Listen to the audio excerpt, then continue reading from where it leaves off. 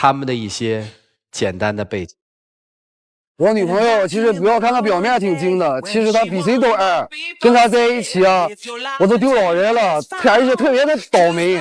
跟她去买点东西吧，把钱付了，包不拿了。喝点东西吧，走的时候电话落桌上了。跟她去找个地方去吃点东西吧，她每一层漏。他都得按，每个进电梯的每一层都按，我这不知道他脑袋里想的是什么，我这是受不了他了，整天丢三落四，就这样，这日子怎么过呀？一个男人为什么对一个女人服了呢？服的背后藏的是些什么呢？让我们用掌声请出这一对，掌声有请。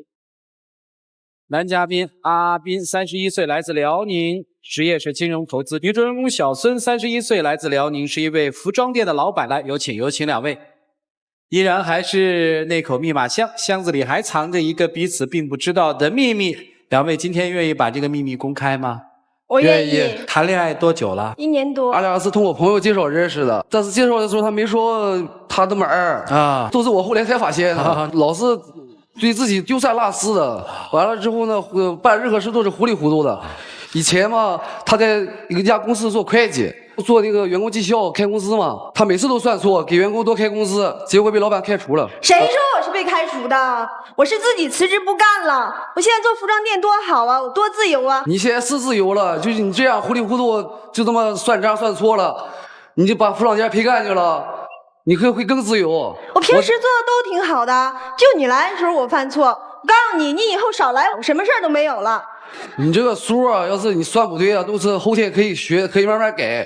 但是你这个情商，我感觉也是太低了，就成负数了。咱俩在一起之前，我就告诉你，我不喜欢你在我面前叨叨你和你前男友之间的怎么事儿。你看见一个旅游广告，就说啊，以前跟咱对象怎么说上哪去。你听不出来是什么意思吗？那你陪我去过哪里呀？那你也让我显摆显摆我跟你之间的事儿吧，能显摆得出来吗？我跟你处1年多了，你带我去过几次电影院啊？数都能数得过来。姑娘，你为什么不要求他呢？我要求了呀，没有时间，工作忙。哦，情商低啊，对我来说也无所谓，也出不了什么大事儿。但是你这个智商，我怀疑你这个智商确实是有问题了。不是，怎么能这么说自己女朋友呢？经常这样啊。这个事儿，你再听我跟你讲啊，是这么事儿。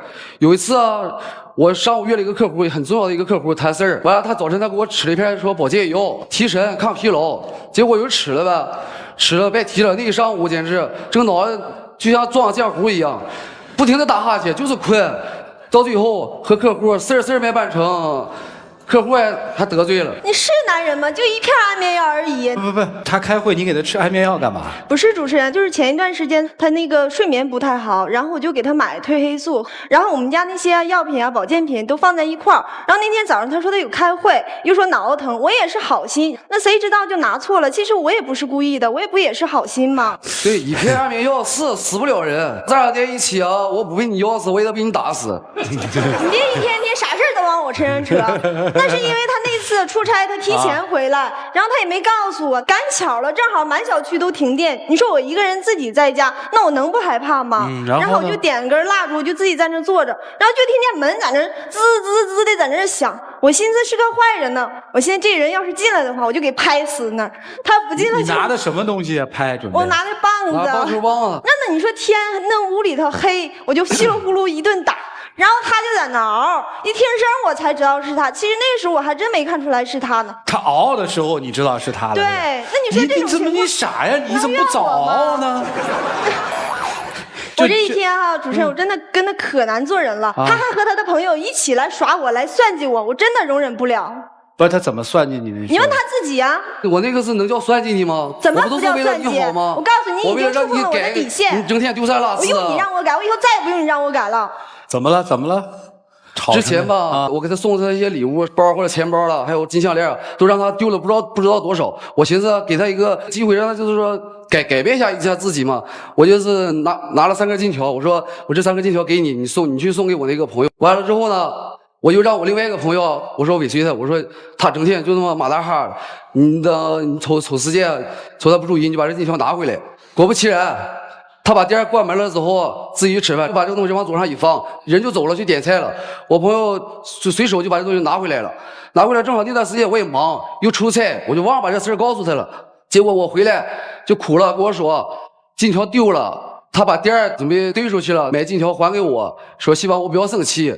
就为这事就扛不了了，今天就非要分手。你知道吗，主持人，店儿是我唯一的心思，我所有时间都花在店儿上。我现在就为了他，怕他不高兴，我把店儿都兑出去了。你说这只是说的教训我吗？他已经真的是触碰了我的底线，我真的无法接受。你别整天说我二胡，我现在让你弄的，我二胡我都觉得自己二胡了。你店已经兑出去了？对。钱还给他没有啊？给他了，他才告诉我啊，说是在教训我，有这样的吗？那这钱还给人家了吗？我还给他了。有这样给教训的吗？如果你这样是说在乎我的话，你就应该告诉我呀。你这事儿做的真欠妥当啊！今天你来的目的是分手 ，say goodbye。我不想，可能就是说对于刚才那件事吧，我就做的有点偏执了、过激了吧。但是我还是想和他在一起，愿意跟人在一起。对啊。那你还说人二？我觉得他前面那些所有的事儿加在一起，不如你最后一件事儿做的二。他那充其量叫马虎，但是你最后这件事儿做的可真是二了去了。盗窃呀！我丢了3根金条，报案呢，你就把朋友害了。我这不是也是想让他多长点记性吗？他长什么记性？你长记性吧，兄弟。其他的事儿让老师们来说，老师们肯定会好好帮你们来调整的。我们一起进入丘比特问卷。小伙子，你干嘛那么这个细节这么认真呢？多单纯的一个人呐！一个人像孩子一样单纯，求之不得。还有你这样的去考验你的爱人，不好。店给人还回来，马上兑回来。实际上以后啊，孩子，每个人都有缺陷，都有一些个弱点，稍微改一下就行了。相互去尊重，去爱，以后不要再考验人家了啊！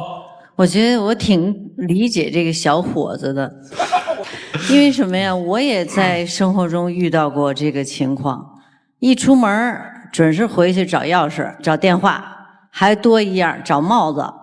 完了，每次走到哪儿都是我的帽子呢，我的帽子呢，所有人找帽子，找帽子。这个是必须我要去包容的。你要知道你的内心到底是爱不爱他。哎。对，你爱他，你就要包容他，但是你不可以说爱他要改变他，没有这个可能性。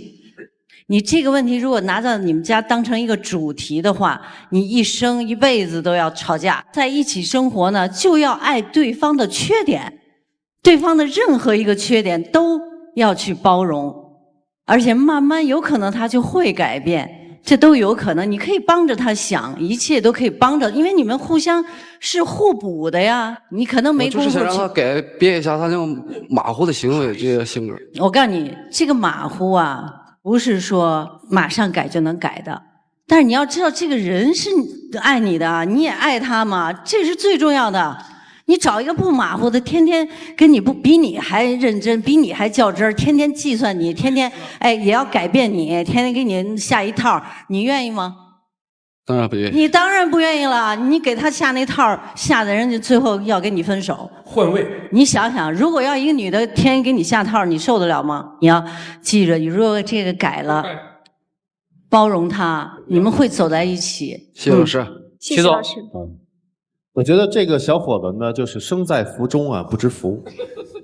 你记住啊，你要找的不是商业合作伙伴，你找的是爱情当中的伴侣。他在某些生活上的细节如果做的不到位，你不应该这么去指责。如果你了解他这些点，你不应该去让他做那些他不擅长的事情，有你的责任在。第二，可能精明细心啊是你的本事，但绝对不是你拿此来对他提要求的根据，因为他就是这样。比较没有心眼儿，然后呢，有时候会犯一些傻，但是经他丢了金条，去把自己最心爱的那个经营的小店给卖了这件事儿，鉴定小事上犯糊涂，人品上一点都不含糊。这样的女孩，你不如获至宝，还觉得这是问题，你的精明何在？所以给你很简单的建议：爱情当中千万不要用任何的事情去考验对方。这样一定会伤害你们俩之间的感情。藏神不能藏罪恶，丢什么不能丢爱人。二是可爱的，但装二是可耻的。天真者可以无邪，但未必无知；无知者无畏，却未必有勇。我给你解释一下，举个例子，我有一个朋友，他老婆自作聪明，他不喜欢右脚又踩刹车又踩油门，他自作聪明，他说我右脚踩油门，左脚踩刹车，他认为这样很简洁。她的丈夫跟她说了好多次不能这样，这样会出大事儿，她不听。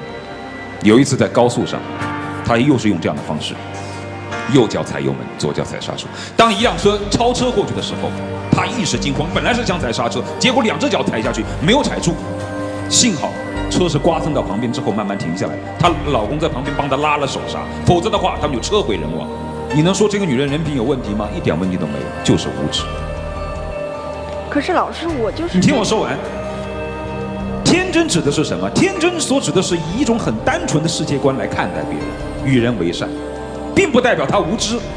就你来说，如果说你知道你马虎有问题，但是你错了，你说我错了，我改，下次我不再犯，哪怕你再犯，我认为你都是天真的。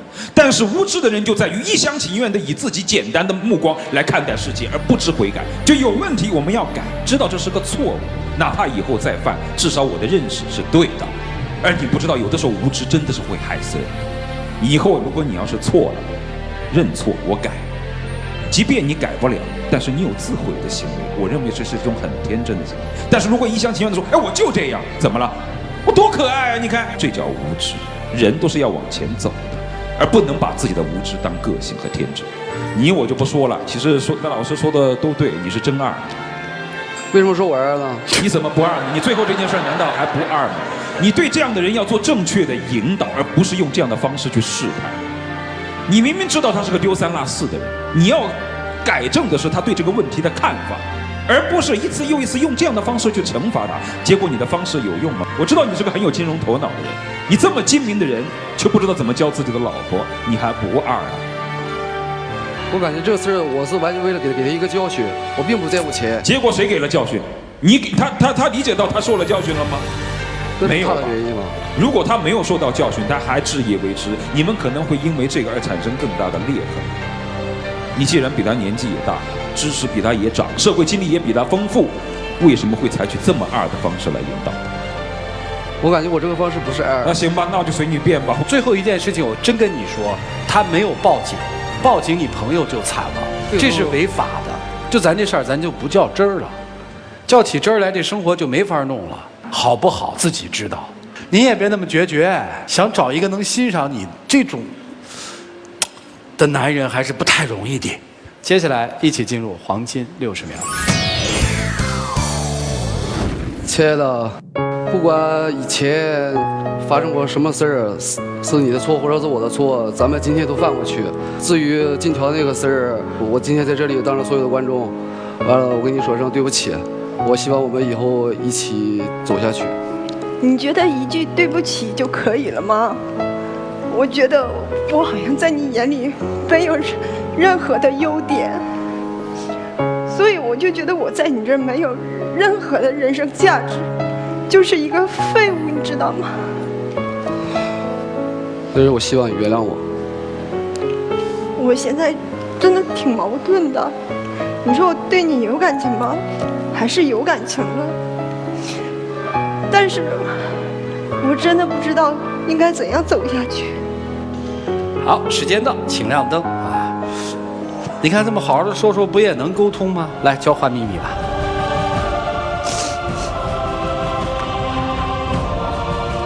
两位请回，谢谢你们。请关门。大概女生到最后诉说这些的时候，突然发现可能在他们交往里面的问题还不像今天说的这么简单，就是所谓二和不二的一个冲突。他说到了人生价值的实现等等等等。观众朋友，请拿起手里的表决器，你们看好这一对就选接受，不看好这一对就选反对。来，请选择。现场观众很默契地选择了50对50啊，就是50%的人看好，50%的人不太看好。接下来看看他们自己的选择。5、4、3、2、1。杰利亚提醒您，精彩栏目稍后继续。杰利亚提醒您，精彩栏目马上开始。5、4、3、2、1，请开门。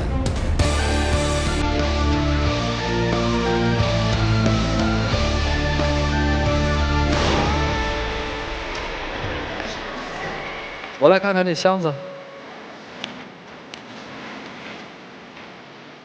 哦哟，女生的秘密是这样的，说今年过年我赔了12万，用你放在我这儿的钱先填上了。本来不想告诉你，怕你嘚啵，后来想既然来了，就把瞒着你的事说出来吧。其实他赔多少钱无所谓，我并不在乎钱多少啊。今天真是没想到他能走，可能这次因为金桥的这个事儿吧，我触及了他的底线啊哈，他一时半会儿原谅不了我。